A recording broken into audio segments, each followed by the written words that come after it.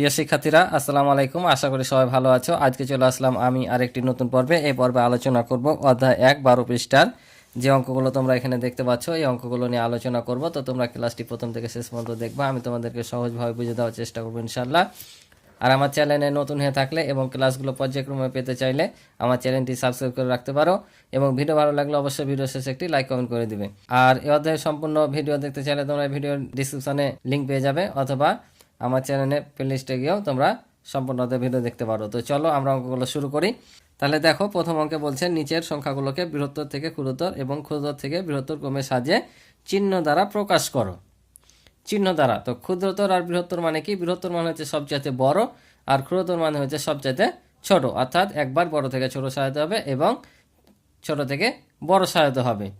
চিহ্ন দ্বারা বলতে কি বোঝাচ্ছে? এই যে তোমরা এখানে চিহ্ন দেখতে পাচ্ছ, এই চিহ্ন দ্বারা এটাকে বলে বড় চিহ্ন, এটাকে বলে ছোট চিহ্ন। এই মুখটা যে পাশে থাকে সেটাকে বলে বড়, আর এই পাশটা যে পাশে থাকে সেটাকে বলে ছোট। অর্থাৎ এটার মুখ এদিকে আছে বড় আর এটা ছোট, আর এটার মুখ এদিকে আছে, এদিকটা বড় এদিকটা ছোট, কিন্তু এর নাম হচ্ছে, এটা হচ্ছে বড় চিহ্ন, এটা হচ্ছে ছোট চিহ্ন। ঠিক আছে, তাহলে এই চিহ্ন দ্বারা আমাকে প্রকাশ করতে হবে। তো দেখো, এখানে দেওয়া আছে কয়েকটা অঙ্ক, 5টি সংখ্যা দেওয়া আছে। এই সংখ্যাগুলো আমাদের একবার বড় থেকে ছোট, ছোট থেকে বড় সাজাতে হবে। তো এটা কয়েকটা নিয়ম আছে, তোমাদের এই পৃষ্ঠার অঙ্কগুলো দেখাই। এই যে এখানে 2টা নিয়মে ছিল অঙ্ক। এখানে তোমরা দেখতে পাচ্ছ যে একটা কমা ব্যবহার করে আর একটা হচ্ছে ওপর নিচে সাজিয়ে দুইভাবে। তো আমি দুইভাবে অঙ্কটা করে দেবো। তো এখানে তোমরা দেখতে পাচ্ছ যে শুধু এখানে দেওয়া আছে প্রথমে সংখ্যাগুলো ওপরে নিচে সাজিয়ে তুলনা করলে ভালো হয়। আবার বলছে কোনটি বেশি সুবিধাজনক, কমা ব্যবহার করা নাকি উপর নিচে সাজানো, কোনটা সুবিধাজনক?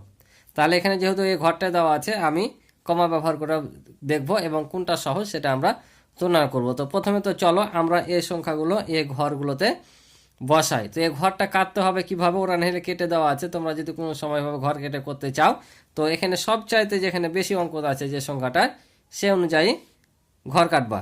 যেমন এখানে আমি দেখতে পাচ্ছি এই সংখ্যাটা সর্বোচ্চ বড়, 1 2 3 4 5 6 7 8টা অঙ্ক আছে। তাহলে আমাদের এদিকে কলামে হবে 8টা, অর্থাৎ এ পাশে যাবে 8টা হয়ে, ঠিক আছে, 8টা ঘর হবে। আর এ পাশে হবে নিচ দিকে সারিতে কয়টা হবে?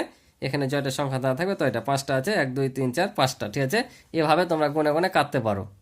তো কোনটা সুবিধাজনক শেষে আমি বলে দেব, সেভাবে করলে তোমাদের জন্য সহজ হবে। কিন্তু এখন যে সত্য দেশ সে অনুযায়ী আমরা করি। তো চলো আমরা ঘরটা প্রথমে পূরণ করি। তো দেখতে পাচ্ছ আমি এখানে অঙ্কটা উঠিয়ে রেখেছি। তাহলে আমরা প্রথম সংখ্যার অঙ্কটা আমরা এখানে কি করব? উঠিয়ে নেব। তো আমরা যখন এই ঘরে অঙ্কগুলো বসাবো, তখন কোন পাশ থেকে বসাবা? সবসময় একক স্থানীয় অঙ্ক থেকে বসাবা, ঠিক আছে।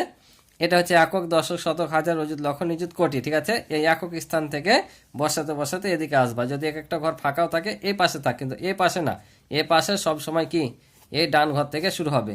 তাহলে প্রথমে এখানে আছে 1, 1 বসে নিলাম। তারপর আছে 8, তারপর আছে 9, 3, 6, 7, ঠিক আছে। এ ঘর পূরণ হয়ে হলো। এবার এটা 1, 9, 2, 7, 5, ঠিক আছে। তারপরে আবার দেখো 5, 3, 9, 2, তারপর হচ্ছে 1, 7, 4, 6। তারপর একটা বসা এখানে, তাহলে 2, 1, 7, 4, 5, 3। তারপরে এটা 7, 6, 7, তারপরে আছে 8, তারপরে আছে 9। তো এখন দেখো, আমরা জানি যে সংখ্যার অঙ্ক সংখ্যা সবচেয়ে বেশি সে সংখ্যাটি কি বড়। যে সংখ্যার অঙ্ক সংখ্যা বেশি সে সংখ্যাটি বড়। আর যদি অঙ্ক সংখ্যা সমান হয়, তাহলে যার বৃহত্তর স্থানটি বড় সেই সংখ্যাটি হয় বড়। তো আমরা প্রথমে তো দেখতে পাচ্ছি যে এখানে সবচাইতে কি আছে? সবচাইতে বেশি অঙ্ক আছে এই সংখ্যাটা, তার মানে এই সংখ্যাটা সবচাইতে বড়, ঠিক আছে না? আবার পরে দেখি তারপরে কোনটা হয়। এখানে দেখো, এখানে অঙ্ক আছে 6টা, এখানেও 6টা। এর বৃহত্তর স্থানে আছে 7, এর বৃহত্তর স্থানে আছে 3। তারপর আমরা বুঝতে পারছি যে এই সংখ্যাটা এটার চাইতে বড়। তাহলে এটার পরে বড় সংখ্যা এটা, তারপরে কোনটা? এটা, যেহেতু এটা 6টা অঙ্ক আছে, এই দুটা সংখ্যা চাইতে বেশি, তার মানে এটা। তারপরে এখন বাকি থাকলো এটা আর এটা, তাই কি না?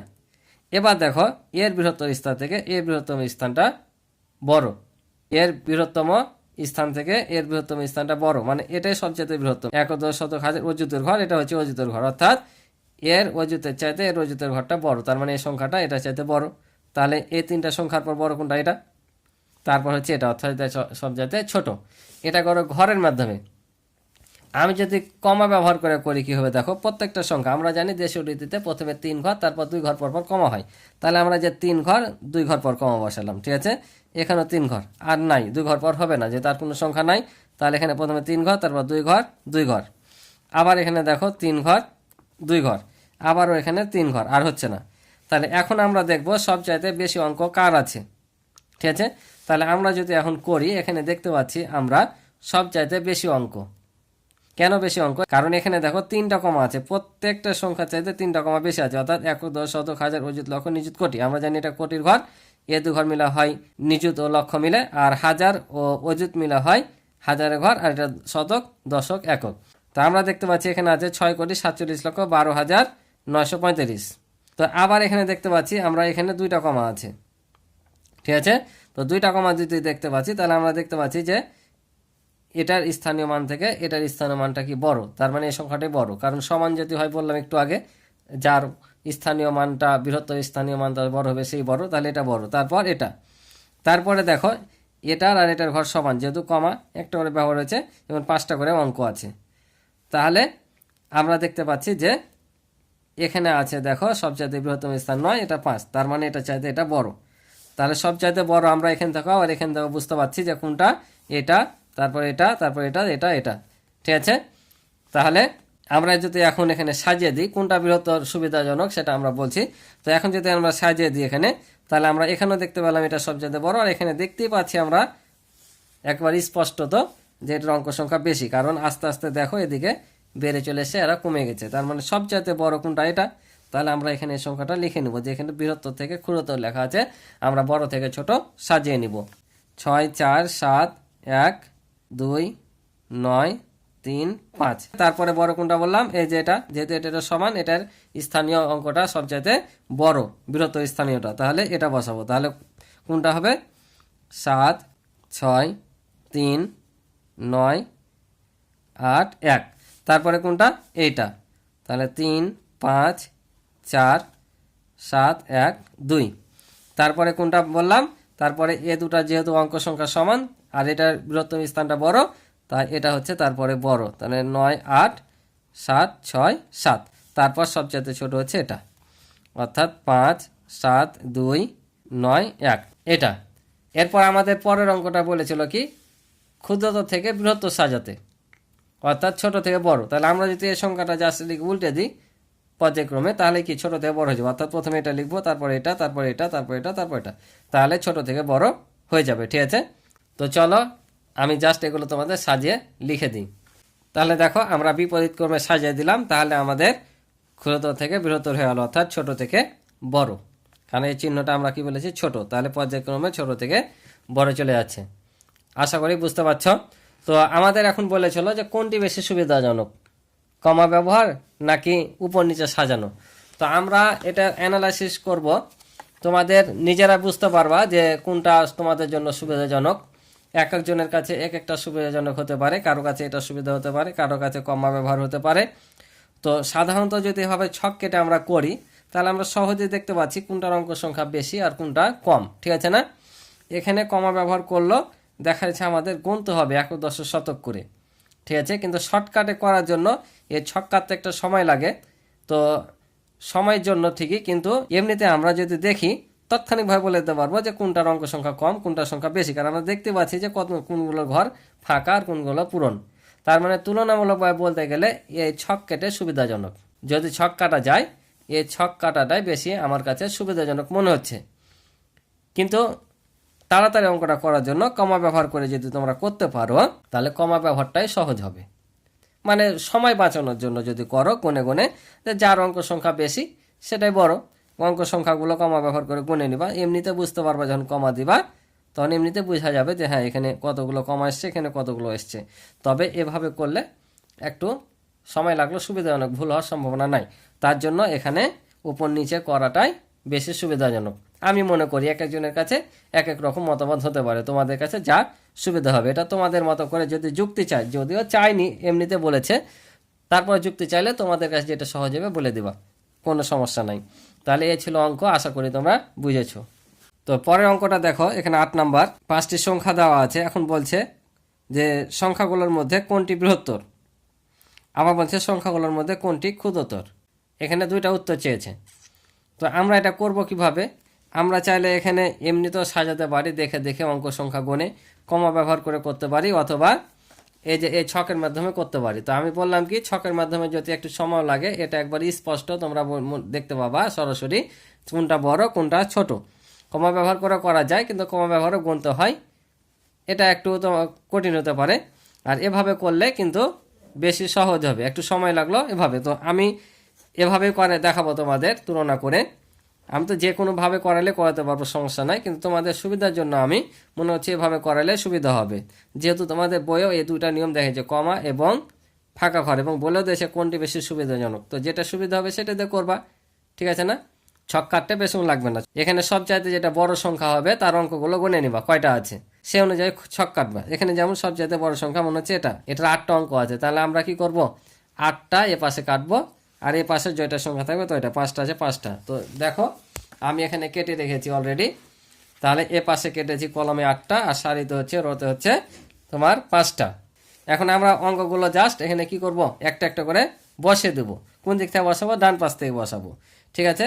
কমা ব্যবহার করে করলে যাচাই করতে হবে, বাছাই করতে হবে, এভাবে তোমরা অতি সহজে পেয়ে যাবা। দেখো এর আগে তো করলে, এটাও দেখো প্রথমে 2 5, বেশি লাগবে না ছকটা কাটতে, যাদেরই তোমরা এভাবে কেটে নিবা, বেশি লাগবে না, এটাই সুবিধাজনক হবে।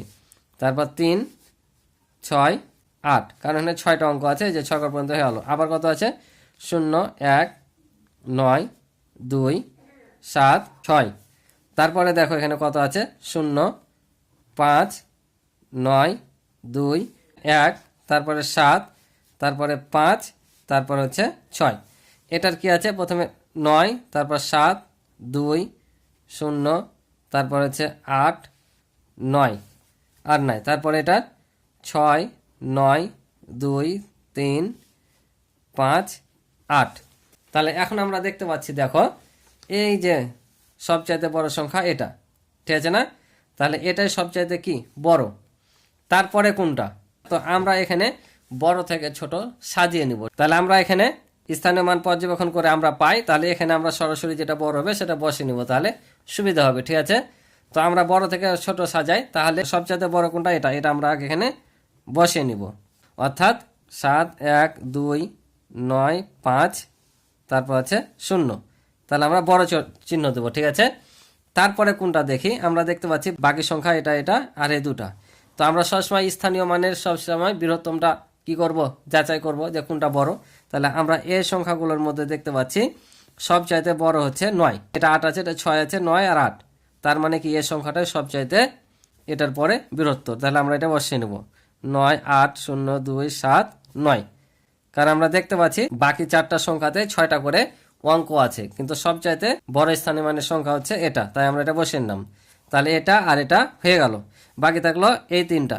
তাহলে এই 3টার মধ্যে দেখছি আমরা এটার আর এটার এই লক্ষ্য স্থানীয় মানে আছে কত, 8, ঠিক আছে? তা আমরা যখন বলেছি যখন একই সমান হয়ে যাবে পর্যায়ক্রমে নিচের দিকে আসবো, ঠিক আছে? তাহলে এটা আর এটা যখন একই, আর এটা তার নেওয়ার দরকারই নাই, কারণ এই দুটা চাইতে ছোট, একের অ্যানালাইসিস করবো না, একে পরে দেখবো। তাহলে এই দুটার মধ্যে আবার এই স্থানীয় মানে দেখছি এটা 6 আর এটার কত, 5।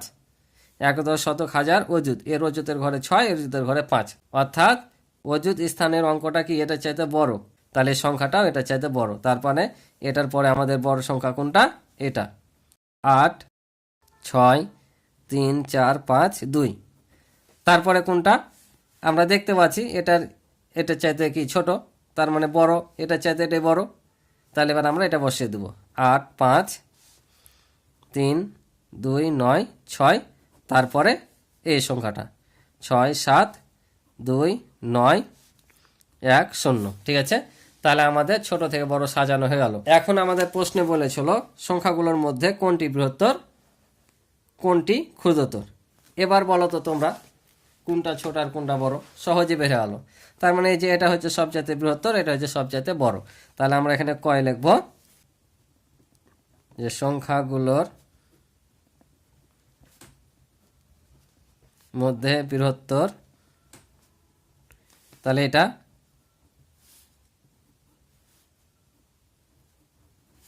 আর খ নম্বরে হচ্ছে সংখ্যাগুলোর মধ্যে ক্ষুদ্রতর। তাহলে এই যে এটা 67291 এটা হচ্ছে আমাদের উত্তর। আশা করি তোমরা অঙ্কগুলো বুঝেছো। তো আজকে এই পর্যন্ত ছিল এই পর্বের অঙ্ক। দেখা হবে পরবর্তী পর্বে পরবর্তী পৃষ্ঠার অঙ্কগুলো নিয়ে। তো আজকে এই পর্যন্ত, ভালো থাকো, সুস্থ থাকো, আল্লাহ হাফিজ।